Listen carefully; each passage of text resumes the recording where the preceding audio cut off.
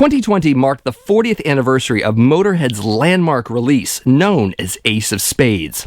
And in celebration of that milestone, Sanctuary Records, in association with BMG, put out 3 special editions of the album. One is a single LP, one is a deluxe box set, and one is a 3 LP book set, the last of which we're going to be looking at today. We'll also be skimming through the included 20-page book, so definitely, let's do this.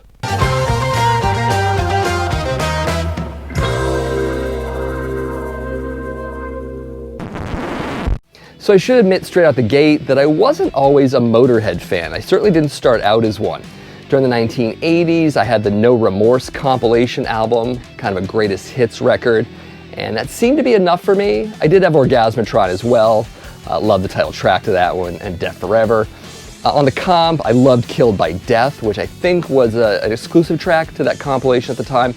I especially loved the music video with Lemmy rising out of the grave on his motorcycle, which is just amazing. You should see that music video after you watch this, by the way. It's pretty amazing. So I had no real sense of a fan thing for this band. And then decades later, it actually took that long, I bought Bomber and I bought Overkill and started to really hear it. I really love those albums a lot. And then I was like, you know what? I should buy the big one, Ace of Spades, because this is the one everyone raves about. So I gave it a listen and I get it a little bit more. So maybe I'm becoming a Motörhead fan. I don't think that's something I saw even a decade ago, but you know, better late than never, I suppose. Of course, I'm going to go through some details on this thing.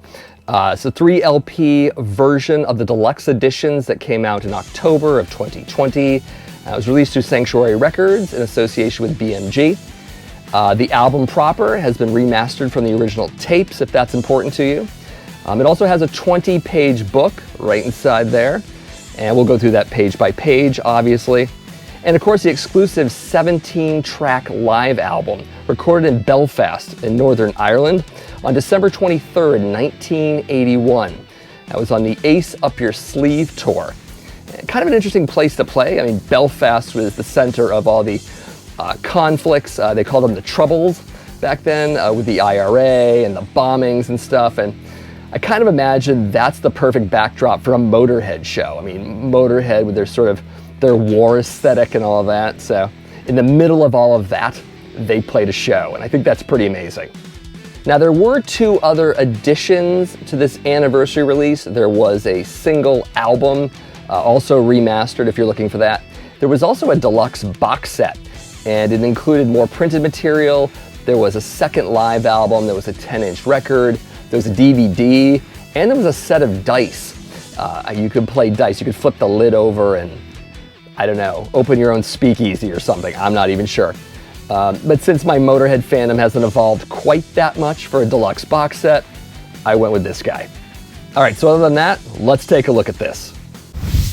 So we should probably talk about this cover here. This shoot was done at a sand pit outside of London. You probably think it's the Old West, but it's totally not. The sky itself is also fake. It was an overcast sky that day, so they had to airbrush a sky pattern in the back. Not to ruin the magic for you or anything, but that's how that went. Also, the outfits they're wearing are from different cinematic protagonists of the time. I think one's being a Clint Eastwood character. I think Lemmy's trying to be the guy from the Maverick TV show, but with a fringe leather jacket. Things like that. So they're trying to be bad guys from Old West movies, which is pretty cool. And very Motörhead in a lot of ways. So just taking a look at the book here.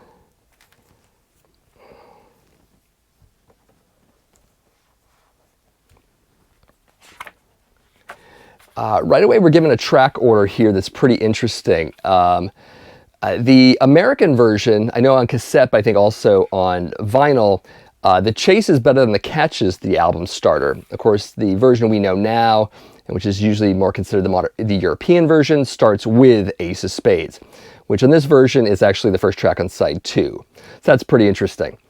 We've got some great photos here of the band drinking, in other words, in their natural element. And this is where the lyrics start. Each page gets a song, and you get the full lyrics, which is great. This is the band's most commercially successful album. It peaked at number 4 on the UK album charts. It did reach gold status in the UK by March of 1981. Obviously, those who know the title track, it is also the first single off this album. It's probably the only single off this album. It did peak on the UK singles charts at number 15 in November of 1980. It never charted in America, which is really interesting, but I don't think Americans were probably even ready for Motörhead at this point. I mean, this is 1980, you know.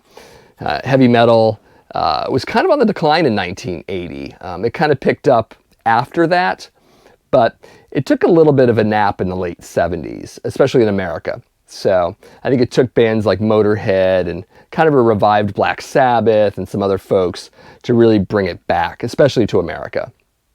I'll just take a look more at this. Of course, more pictures, more lyrics. Of course, this album was highly influential on the burgeoning thrash metal scene. Obviously, Metallica and Megadeth and Anthrax were all big fans of Motörhead and cite them as an influence. That's pretty obvious, but it bears repeating. Speaking of Anthrax, Scott Ian said in an interview when he was asked about the first time he had seen Ace of Spades, at least the cover, he exclaimed, "Who are these Mexicans? And how did they learn to play so fast?" So that's pretty fun. I'm sure that was influential on Anthrax and their own sort of picking up the tempo when they formed, when Scott and Danny Loker formed the band. So pretty interesting. This article right here, The Ace of Spades by Chris Needs. Chris Needs is a music journalist. He's also a Brit. He started in the 1970s. He's written some biographies. I wrote one on Keith Richards, but he also wrote one on Joe Strummer. And he wrote this, and it's pretty good. It's a good little rep. It's too short, in my opinion, but it's a nice overview of Ace of Spades. There are also some quotes from the band members, all three of them, and what they went through as they recorded this. Pretty interesting stuff. A really good read. I highly recommend it. Of course, we have credits. Some nice outtake shots here from the Ace of Spades cover photo session. I wish these were bigger. But, you know, you get what you get.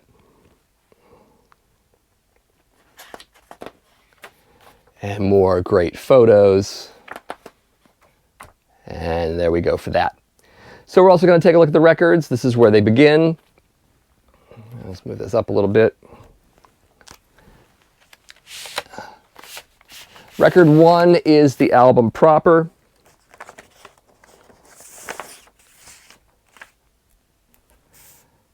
And actually, side 1 starts like this. Get a little shot of that. Again, it starts with Ace of Spades, right? Not the chase is better than the catch. And the Ace of Spades 40th anniversary logo, very cool. Put that right over there. More great pictures. Again, collages. I love collages, and obviously Motörhead does too, and obviously thrash metal bands do as well. They made collages out of all of their inner sleeves throughout the 1980s. The nice press release here for Ace of Spades, probably written back during the time. Pretty cool. This is the live album at this point. It's a double record live album. It's called Riders Wearing Black, live in Belfast, 1981, as I said. I'll take the 2 records out. They do look much like the first record, of course. Nice labels. And, of course, the Snaggletooth or War Pig or whatever the hell you want to call it. Love that design. Pretty cool. Joe Patagno was the guy who did the Motörhead War Pig. He's also done a number of album covers for Motörhead. He's also done album covers for a lot of other people too. Joe Patagno. He also has a book out on heavy metal album cover art that he's done. I highly recommend that as well. The Orgasmatron cover is the cover of that book. So pretty cool. Anyways, there is disc 2 of the record. And of course the Ace of Spades 40th anniversary logo right there. Pretty cool. And that's it. And that's my look at the 3LP 40th Anniversary Edition book set of Motörhead's Ace of Spades. I should mention, I've heard some news on the internet that there have been reports of some damaged records, as well as a lack of low end in the remastering. I've heard it from people online. I experienced neither of these things, so maybe they're isolated incidences. Of course, you might know differently. If so, definitely let me know in the comments. Let everyone know, really. So what did you think of this book set? Do you think it's enough, or maybe you want to splurge on the full box set? Let me know that for sure. Also, for you true Motörhead fans, I'd love to hear your opinion on these anniversary editions in general. Are they redundant? Are they enough? I know No Sleep Till Hammersmith is being reissued in a deluxe set coming up, so maybe that's of interest. Hell, if you have a really great Motörhead story, let me know that too. Let me know all of this in the comments below. Of course, if you got something out of this video, I would definitely appreciate one of these.